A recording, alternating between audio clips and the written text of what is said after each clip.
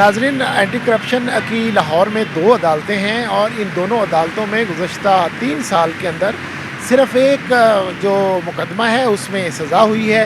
बाकी हज़ारों मुकदमात जो है उनमें मुल्ज़मान बरी हुए, किसी को सज़ा नहीं हुई। जब मुल्ज़मान किसी करप्शन के मामले में गिरफ़्तार होते हैं तो बड़े खौफ का आलम होता है, बड़ी खौफज़दा हो जाते हैं, वो फैमिलीज़ डर जाती हैं और कुछ अरसे के बाद जो है मामला खटाई पे पड़ता है। और फिर इन मुकदमात के साथ क्या होता है, हमारे साथ वकील मौजूद हैं चौधरी गुलाम जिलानी एडवोकेट। उनसे हम जानते हैं कि शहरी जिस मुकदमे से बहुत डर रहे होते हैं, बाद में फिर उसकी फेट क्या होती है जब वो एंटी करप्शन में आता है। ये एंटी करप्शन जो करप्शन करने वाले लोग हैं उनकी हौसला अफजाई का सबब बनता है जब उनको सज़ा नहीं होती। तो ये बताएं जिलानी साहब कि ये पिछले इतने अरसे में सिर्फ 1-2 अदालतें और एक मुकदमे को सज़ा और सैकड़ों बरी, ऐसा क्यों होता है? असल में यह है कि जी जो एंटी करप्शन की तफ्तीश का मेयार है वो इतना ताकतवर नहीं है, इतना पावरफुल नहीं है। जो मेयारी तफ्तीश होनी चाहिए एज़ पर लॉ वो तफ्तीश नहीं होती, जिसकी वजह से मुकदमे में गवाहान जो हैं वो भी पेश नहीं होते और मुकदमे में गवाहान को बर वक्त पेश भी नहीं अदालत में किया जाता, जिसकी वजह से जो है ना मुकदमे जो हैं अदालतों में ज़ेर समात भी रहते हैं और सबूत भी मुल्ज़मान के ख़िलाफ़ नहीं आते, चूँकि तफ्तीश जो है उसका मेयार इतना अच्छा नहीं होता और बर वक्त गवाहान को पेश नहीं किया जाता। उसमें से बाद मुकदमात में कुछ गवाह फौत हो जाते हैं, कोई तर्क सुकूनत कर जाते हैं, यानी उस रिहाइश से चले जाते हैं जो उनका मुकदमे में एड्रेस होता है, वो एविडेंस मुकदमे में आती नहीं उस मेयार की कि जिस पर कोई किसी को सज़ा हो सके। और इसी तरह मुकदमात हैं जो वो ज़ेर समात रहते हैं साल से। अभी रिसेंटली एक मुकदमा मेरा है, वो उसमें रोज़ाना समात का हुक्म हुआ हाई कोर्ट से, लेकिन अभी वो भी चल रहा है। अभी आज भी एक मुकदमा लगा हुआ था स्पेशल जज एंटी करप्शन की कोर्ट में, 13 साल पुराना है। उसमें अब तफ्तीशी वगैरह एंटी करप्शन में तैनात थे, अब वो ट्रांसफ़र होकर पंजाब पुलिस में चले गए हैं, वो बतौर गवाह पेश ही नहीं हो रहा है। उस वजह से मुकदमे में ताख़ीर हो रही, मुकदमात के फ़ैसले नहीं हो रहा है और जज साहिबान जो है वो बार बार गवाहान को तलब करते हैं, लेकिन गवाहान जो है अपने महकमों में पेरेंट डिपार्टमेंट में डेपुटेशन पे आए हुए वापस चले जाते हैं।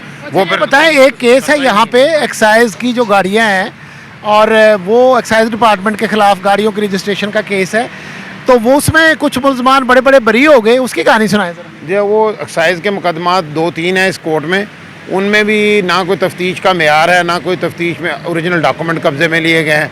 वो मुकदमात जो है उनमें कुछ डायरेक्टर साहिबान थे वो बरी हो चुके हैं, बकिया का भी ट्रायल मुकम्मल हो गया है, लेकिन अभी तक मुल्ज़मान के ख़िलाफ़ सफ़ा मिसल पर कोई शहादत ऐसी नहीं आई जिनसे उनको सज़ा हो सके। लेकिन मुकदमात स्टिल जो है वो ज़ेर समात हैं, लेकिन उनकी फेट जो है वो ज़ीरो ही है। प्रोसिक्यूशन जो है बुरी तरह नाकाम है। मुल्ज़मान से मेरी बात हुई थी तो वो भी कह रहे थे कि बरी तो हमने हो ही जाना है, बस ये अदालतों के 2-4 दिन के चक्कर हैं। ऐसा परसेप्शन क्यों है? सर परसेप्शन देखें ना, जब मुकदमा दर्ज होता है तो उस वक्त तो ये खौफ होता है कि जी मुकदमा दर्ज हो गया, एंटी करप्शन में सारे अफसरान भी डरते हैं, मुल्ज़मान भी डरते हैं। लेकिन वक्त के साथ साथ उनको जब वो देखते हैं अदालत के अंदर हमारे ख़िलाफ़ सबूत ही कोई सरकार पेश नहीं कर रही, तफ्तीशी ने तफ्तीश ही उस मेयार की नहीं की जिस पे हमें सज़ा हो सके, तो वो मुल्ज़मान को ये यकीन हो जाता है कि जी अब हमने बरी ही होना है। वो अदालत का माहौल और वाक़यात देख देख के इस नतीजे पर पहुँच जाते हैं, वो 50% वकील ही बन जाते हैं। अच्छा, ये बताएं ऐसा तो नहीं है कि जो एंटी करप्शन के जो तफ्तीशी अफसरान हैं कोई रकम वकम लेके रिश्वत लेके ऐसे लूप होल छोप पैदा कर देते हैं जिसकी वजह से यकीनी तौर पर कल को मुल्ज़म बरी हो जाए? देखें जी, इस चीज़ के बारे में मैं ये नहीं कह सकता कि कोई पैसे लेके कर देता है ऐसा। ये तो अब एक बंदे की है, जैसे कोई वकील है वो उसको अच्छे तरीके की वकालत नहीं करता तो उसकी कोताही की वजह से केस ख़राब हो, तो इसी तरह तफ्तीशी जो है वो मैं तो नहीं कह सकता कोई रिश्वत लेता है या कोई देता है, ये तो उनका अंदरूनी कहानी है, मैं तो इसके बारे में कमेंट नहीं कर सकता। लेकिन तफ्तीश नाक़िस होने की वजह से सबूत प्रॉपर नहीं होते, जिसकी वजह से मुल्ज़मान जो है उनको बरी हो अदालत को करना पड़ता है। अदालत ने तो सबूत के बगैर चलना ही नहीं है। अच्छा, जजेस भी ना नाराज़गी का अज़हार बरहमी करते हैं नाकश तफ्तीश पे, नामुकम्मल तफ्तीश पे, कभी चलान आते नहीं हैं, देर से आते हैं, अधूरे आते हैं, तो फिर इनका क्या रिएक्शन होता है प्रोसिक्यूशन का? सर बात यह कि जजेस जो है कानून के मुताबिक 14 दिन में 173 दफ़ा है ज़ाब्ता फौजदारी की, उसके तहत 14 दिन में चलान सरकार ने देना है, नामुकम्मल या मुकम्मल। अब ये एंटी करप्शन के बेशुमार मुकदमात हैं जिनमें मतलब साल 2-2 साल 4-4 साल भी हो गए, उनमें मुकदमात की तफ्तीश अभी तक अंडर इन्वेस्टिगेशन है, लेकिन उनके चलान कोर्ट में नहीं आए।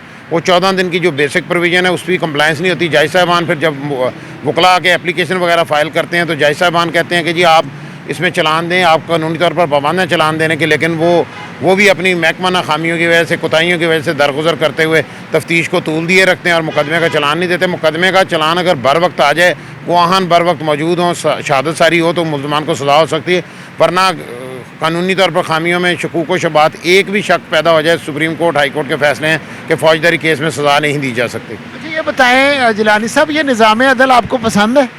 सर, बात यह निज़ाम अदल तो बहुत अच्छा है, जो गोरे ने बना के अंग्रेज़ हमें दे गया, हम आज तक उसी को चला रहे हैं। हमने उसमें इम्प्रूवमेंट नहीं की, लेकिन हम अगर उसी को ही चला लें तो ये कामयाब है। लेकिन अगर हम उस पर अमल ही नहीं करेंगे तो इसको कामयाब या नाकाम करने का सेहरा हम ना अपने सिर ले सकते हैं, ना किसी के ज़िम्मे लगा सकते हैं। उसको प्रॉपरली कानूनी तौर पर उस पर अमल दरामद अगर दुरुस्त किया जाए तो निज़ाम अदल बेहतरीन है, कानून के मुताबिक है, लेकिन उस पर अमल दरामद प्रॉपर हो जाए तो सब कुछ ही ठीक हो सकता है। अच्छा, हम ये कह सकते हैं कि करप्शन, जो इदारों की करप्शन है मुख्तलिफ सरकारी महकमों की, वो इसलिए ख़त्म नहीं हो रही कि सज़ा का कोई मौसर निज़ाम नहीं है?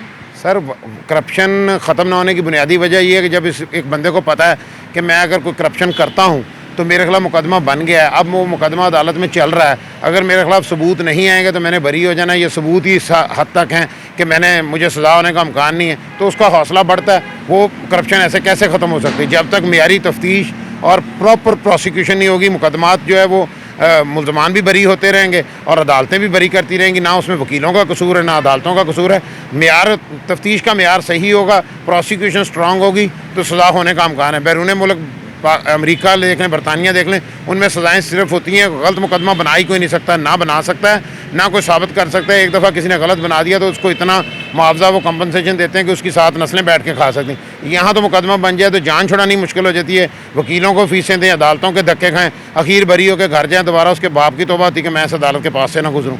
लेकिन ये कानूनी तौर पर अगर इस पर अमल हो तो माशरे में भी खौफ की लामत बने और लोगों को भी सहूलत हो, और जो नुकसान करता है उसको भी बताओ मैंने आइंदा नहीं करना। अच्छा, ये ऐसे केसेस में कुछ बेगुनाह भी फंस जाते हैं, ऐसे को लोग देखे जो आप को लगे कि बेगुनाह है और बस मारा मारा सालों से फिर रहा है? जी बिल्कुल ऐसे होता है। एक बंदा कसूरवार होता है अगर मुकदमे में, उसके साथ 5, 7, 10 लोग सरकारी और प्राइवेट मुल्ज़मान बनाए होते हैं एंटी करप्शन ने, उनके खिलाफ सफ़ा मिसल पे शहादत कोई नहीं थी। 20-20 गवाहान पेश होते हैं ट्रायल के दौरान। उनमें अगर देखें तो बाज़ औक़ात पूरे ट्रायल के बाद 20 गवाहों ने बयान दिए हैं, वो 3 या 4 लोग ऐसे होते हैं उनके खिलाफ किसी का बयान ही नहीं आता पूरे केस के अंदर, एंड पे जाके वो बरी हो जाते हैं। लेकिन 5 साल, 7 साल, 10 साल वो ज़लील ख्वार होते हैं, और फिर बिला आखिर उनका तो कम अज़ कम एतमाद उठ जाता है इस निज़ाम अदल से भी, इस अदालतों से भी, वकीलों से भी। सारे जो हम सिस्टम का हिस्सा हैं, अदालत, वकील, तफ्तीशी, उन सब से उठता है कि भाई हम बेगुनाह ही 7 साल 10 साल धक्के खाते रहें।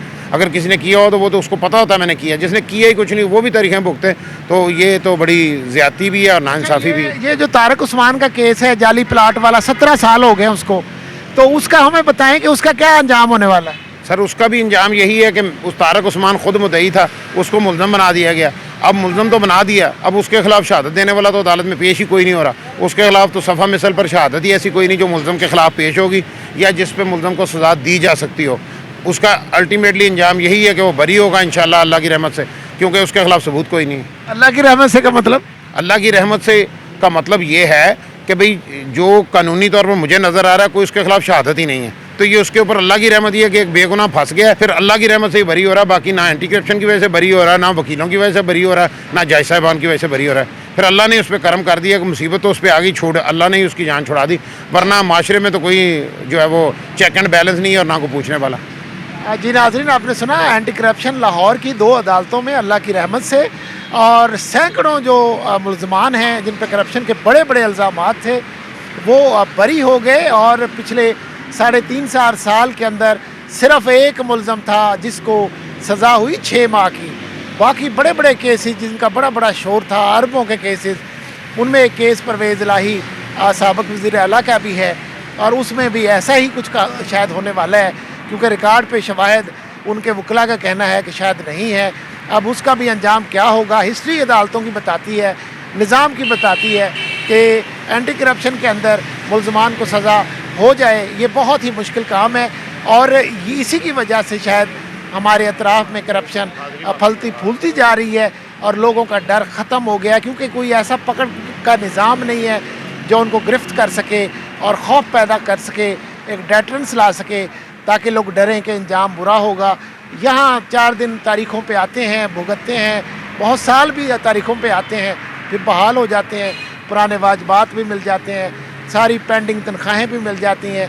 एक तरह की एक बार फिर उनकी लॉटरी से निकल आती है और फिर वो लोगों को बताते हैं कि देखो हम पे जो करप्शन का इल्ज़ाम लगा था वो तो बिल्कुल गलत था, अदालत ने साबित कर दिया। अगरचे अदालत ने साबित न किया, अदालत मजबूर थी कि शवाहिद नहीं थे, नाकाफ़ी थे, अदालत को उसे मजबूरन बरी ही करना पड़ा। ये हमारी एंटी करप्शन की अदालतों में इस वक्त हो रहा है और जिससे जुर्म जो है उसका हौसला बढ़ता जा रहा है।